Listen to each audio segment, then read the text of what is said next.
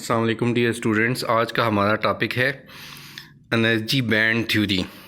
Energy band theory क्या है? Energy band theory बुनियादी तौर पर डेवलप की गई है ताकि हम मटेरियल्स की इलेक्ट्रिकल कंडक्शन या इलेक्ट्रिकल प्रॉपर्टीज़ को समझ सकें। तो एनर्जी बैंड थ्योरी की बुनियाद पर ही हम डिवाइड करेंगे मटेरियल्स को कंडक्टर्स में, इंसुलेटर्स में और सेमी कंडक्टर्स में। तो एनर्जी बैंड थ्योरी क्या है उसको पहले समझने की कोशिश करते हैं। आपने बोर मॉडल ऑफ एटम तो पढ़ा है, जिसमें सेंटर में एक हैवी न्यूक्लियस होता है और उसके अराउंड इलेक्ट्रॉन्स मुकर्रर करदा ऑर्बिट्स में रिवॉल्व करते हैं। हर ऑर्बिट अलाउड नहीं होता इलेक्ट्रॉन को सर्टेन ऑर्बिट्स में ही वो रिवॉल्व कर सकता है, सर्टेन रेडियस के ऑर्बिट में ही वो रिवॉल्व कर सकता है और बाकी ऑर्बिट उसे अलाउड नहीं होते। इनको अलाउड एनर्जी स्टेट्स कहा जाता है। तो एक एटम जो होता है उसके इलेक्ट्रॉन्स अलाउड एनर्जी स्टेट्स के अंदर ही एग्जिस्ट कर सकते हैं और डिफरेंट स्टेट्स के दरमियान में जो गैप होता है उसमें एग्जिस्ट नहीं कर सकते। अब जब दो या दो से ज़्यादा एटम्स आपस में करीब आते हैं एक मॉलिक्यूल बनाने के लिए, तो नई डिस्ट्रीब्यूशन होती है फोर्सेस की। पहले तो हमारे पास एक ही न्यूक्लियस था और उसी की अट्रैक्शन की वजह से इलेक्ट्रॉन्स घूम रहे थे उसके गिर्द।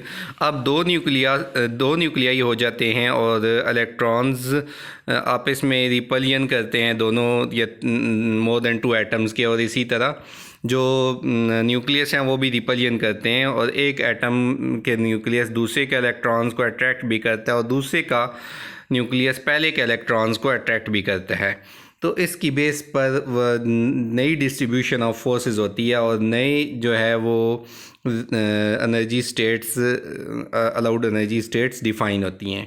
अब जब दो या दो से ज़्यादा एटम्स जब आपस में करीब आते हैं तो एक स्टेट जो है वो सब स्टेट्स में डिस्ट्रीब्यूट हो जाती है और दोनों एटम्स की जो अब कंबाइंड स्टेट्स हैं, अलाउड एनर्जी स्टेट्स, वो कंबाइंड हो जाती हैं। अब आउटर मोस्ट शेल जो है जिसमें इलेक्ट्रॉन एग्जिस्ट करते हैं उसे कहते हैं वैलेंस शेल। तो वैलेंस शेल से बनने वाली जो स्टेट्स होती हैं वो आपस में बहुत करीब करीब होती हैं और एक बैंड की शक्ल में अपीयर होते हैं, उसे कहते हैं वैलेंस बैंड।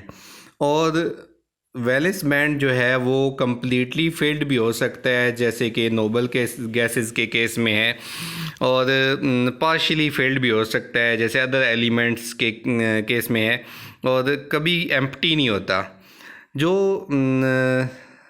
उससे ऊपर स्टेट होती हैं, वैलेंस शेल से ऊपर जो शेल होते हैं, उनकी जब डिस्ट्रीब्यूशन होती है तो उससे जो बैंड बनता है उन नई स्टेट्स से, वो कहलाता है कंडक्शन बैंड।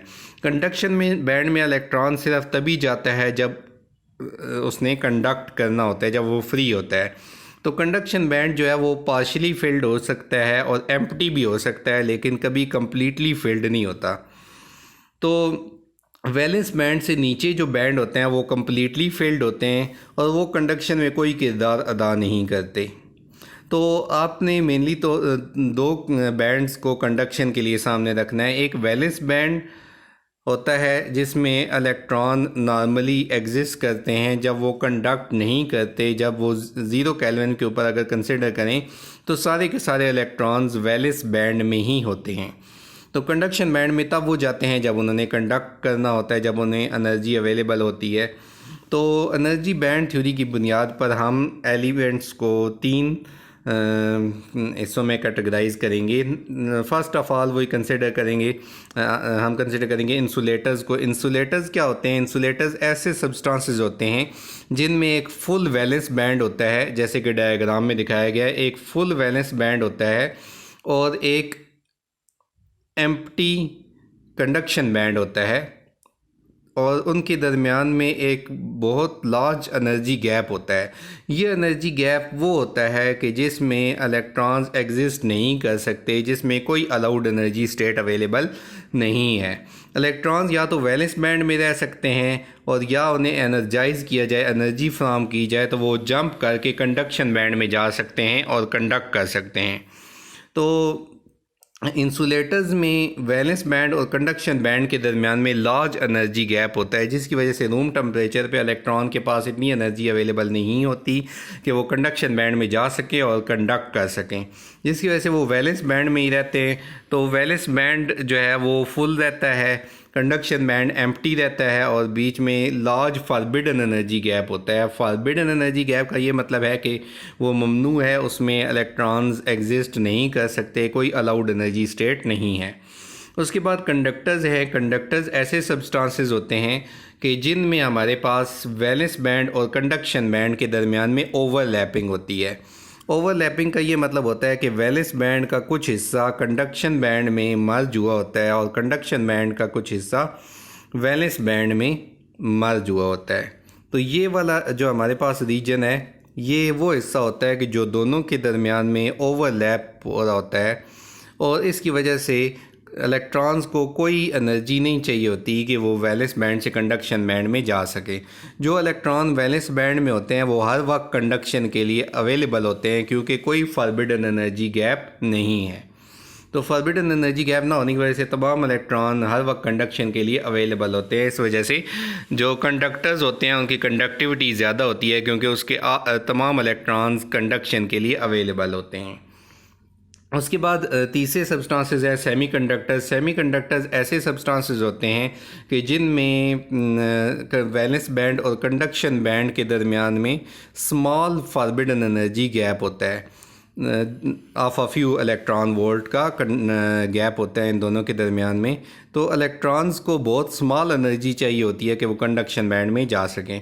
तो रूम टेम्परेचर के ऊपर कुछ इलेक्ट्रॉन कंडक्शन बैंड में जंप करके चले जाते हैं। तो इसमें पार्शियली फिल्ड वैलेंस बैंड होता है और पार्शियली फिल्ड कंडक्शन बैंड होता है और स्मॉल फॉरबिडन एनर्जी गैप होता है, जिसकी वजह से रूम टेम्परेचर पे कुछ इलेक्ट्रॉन इतनी एनर्जी हासिल कर लेते हैं कि वो कंडक्शन बैंड में चले जाएं। तो 0 केल्विन के ऊपर चूँकि कोई एनर्जी अवेलेबल नहीं होती, तो स्मॉल फॉरबिडन एनर्जी गैप होने की वजह से 0 केल्विन मतलब -273 डिग्री सेंटीग्रेड के ऊपर तमाम इलेक्ट्रॉन वैलेंस बैंड में ही रहते हैं। तो इस तरह से हम तीनों को कैटेगराइज कर सकते हैं। कंडक्टर्स, इंसुलेटर्स और सेमीकंडक्टर्स में तीन जो है वो पार्ट्स बन जाते हैं मटेरियल्स के, और उनकी कंडक्टिविटी को डिस्क्राइब किया जा सकता है। कोई भी इलेक्ट्रॉन जब वैलेंस बैंड को जंप करके कंडक्शन बैंड में जाता है सेमीकंडक्टर में, तो अपने पीछे एक वैकेंसी छोड़ जाता है वैलेंस बैंड में, जिसे हम होल कहते हैं। होल भी ऐसा ही किरदार अदा करते हैं कंडक्शन में जैसे कि इलेक्ट्रॉन अदा करते हैं। तो सेमीकंडक्टर्स की कंडक्टिविटी को बढ़ाया भी जा सकता है उसमें इम्प्योरिटीज़ ऐड करके, जो हमारा नेक्स्ट टॉपिक होगा, जिसके लिए नेक्स्ट लेक्चर में मुलाकात होगी। अल्लाह हाफिज़।